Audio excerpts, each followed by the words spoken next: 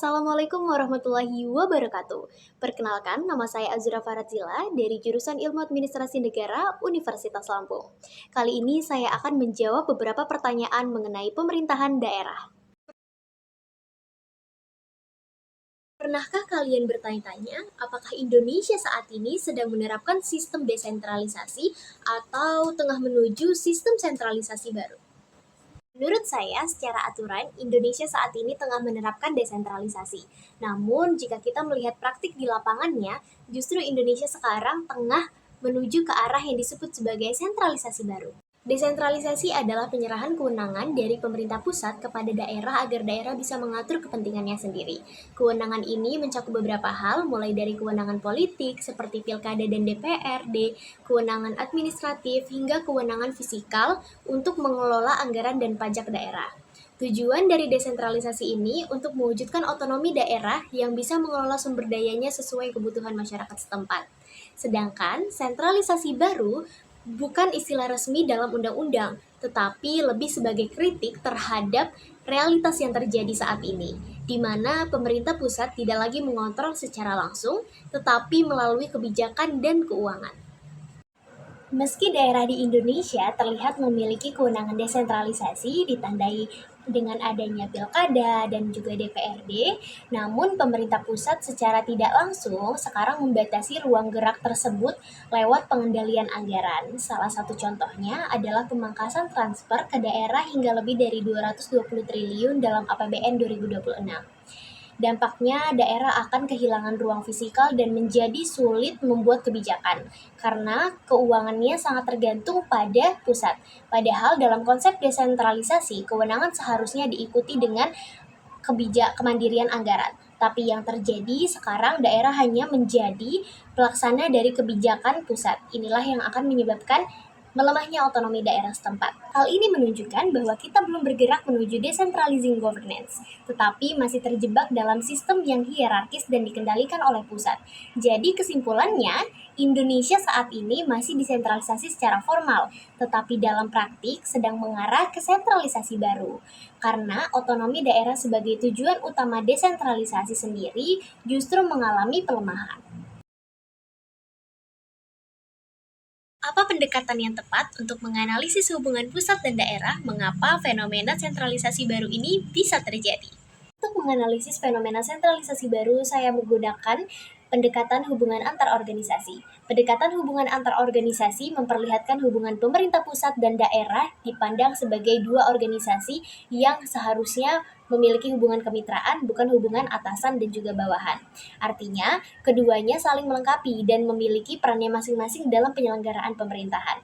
Namun dalam praktiknya di Indonesia, hubungan tersebut cenderung berubah menjadi hierarkis. Pemerintah pusat masih mengontrol daerah, terutama melalui regulasi dan anggaran.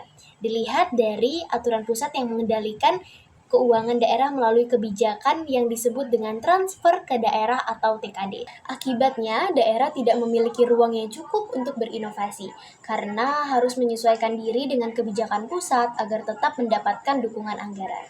Fenomena ini bisa terjadi karena adanya ketidakpercayaan pusat terhadap kapasitas daerah itu sendiri, misalnya terkait tata kelola pemerintahan yang belum baik, banyaknya korupsi, kolusi, dan nepotisme. Sehingga pusat cenderung menarik kembali kendali untuk menjaga standar nasional dan stabilitasnya. Namun di sisi lain, justru ini melemahkan semangat otonomi daerah, karena daerah tidak lagi diposisikan sebagai mitra, melainkan sebagai pelaksana kebijakan. Jadi, melalui pendekatan hubungan antar organisasi, dapat kita simpulkan bahwa sentralisasi baru terjadi karena relasi pusat dan daerah yang tidak setara, di mana pusat tetap mendominasi dan daerah kehilangan kemandiriannya. Untuk melihat contoh konkret ketegangan antara pemerintah pusat dan daerah, saya memberikan contoh dari daerah saya sendiri, yaitu di Kabupaten Pesawaran, Provinsi Lampung, terkait proyek perbaikan jalan Padang Cermin sampai ke Teluk Kiloan dalam program Impres Jalan Daerah. Secara aturan, pembangunan jalan di wilayah Pesawaran itu sebenarnya merupakan kewenangan pemerintahan daerah. Namun karena kurangnya APBD, pemerintah pusatlah yang menjalankan pembangunan jalan ini melalui program Impres Jalan Daerah. Program ini menarik perhatian saya karena fenomena yang muncul mengarah pada sentralisasi baru. Pemerintah pusat tidak menarik kewenangan secara langsung melalui perubahan undang-undang, tetapi melalui kontrol tidak langsung, yaitu dengan memanfaatkan keterbatasan finansial APBD daerah untuk membangun jalan.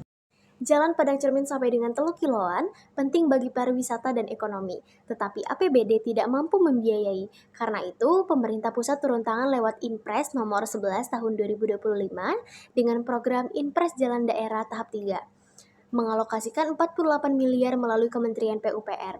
Meski tampak sebagai sinergi yang positif, sebenarnya jika dilihat dari kacamata desentralisasi, hal ini ironis. Karena daerah punya kewenangan mengelola jalan tetapi tidak memiliki kapasitas fisikal yang memadai. Kondisi ini mendekati pola dekonsentrasi, di mana daerah hanya menjadi pelaksana, bukan sebagai pengambil keputusan. Jadi, meskipun hasil pembangunan ini tetap bermanfaat bagi masyarakat, praktik ini tetap menunjukkan adanya ketegangan antara pusat dan juga daerah, serta menjadi bukti bahwa otonomi daerah masih sangat rapuh, dan dalam praktiknya lagi-lagi ditarik kembali menuju sentralisasi baru. Menurut saya, kondisi di Indonesia saat ini mayoritas masih berada di level token SIM. Masyarakat memang dilibatkan, misalnya melalui musrenbang, di mana warga bisa menyampaikan usulan, namun usulan tersebut tidak selalu benar-benar digunakan dalam pengambilan keputusan. Artinya, masyarakat hanya didengar tetapi tidak memiliki jaminan bahwa suaranya akan berpengaruh. Hal yang sama juga terlihat pada reses DPRD dan dana pokir. Mekanisme ini seharusnya menjadi jembatan aspirasi masyarakat, tetapi dalam banyak kasus justru lebih mencerminkan kepentingan elit-elit politik. Bahkan masyarakat hanya dijadikan sebagai suara legitimasi formal. Jadi kesimpulannya, mekanisme partisipasi saat ini masih bersifat token SIM, masyarakat dilibatkan secara formal, tetapi belum benar-benar memiliki pengaruh nyata dalam menentukan suatu kebijakan.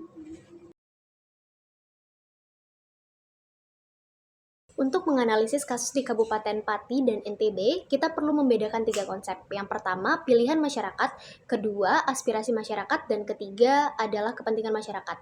Pertama, pilihan masyarakat adalah keputusan saat pilkada, di mana warga memilih pemimpin berdasarkan janji kampanye atau popularitas.